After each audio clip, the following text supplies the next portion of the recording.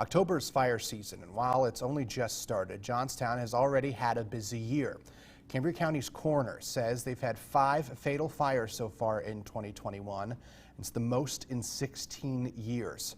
Alyssa Royster spoke with the coroner and the city's fire chief and joins us live with more on what's sparking these fires. So Alyssa, you say some of these fires can be preventable. What have you learned?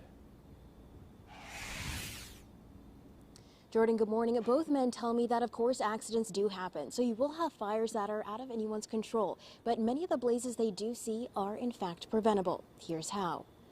It's very imperative that every household has a fire plan, an escape plan. While Coroner Jeff Lee says he understands that this is not something many want to think or even talk about. We need to. Other ways to prevent fires, he says, are by getting furnaces serviced.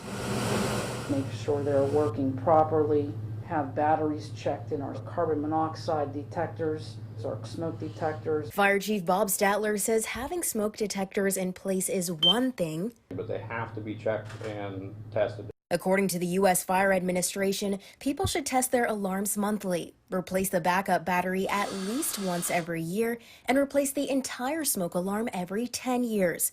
Following these general maintenance tips could end up saving lives, as Chief Statler shares that the cause of death for many fires is actually smoke inhalation. And not actual fire deaths. The smoke is toxic, so they're not burning. The smoke gets them before they're able to get out of the house and before we're actually able to even get on scene. A tragic situation that's scarring for everyone. We don't like seeing it. These do sit on us. We tend to remember them for a long period of time. You know, we're only humans too. Among accidental, Statler says many fire scenes they're called to end up being electrical, which he admits can be a little more complicated as they don't always show themselves. That's the bad part of it.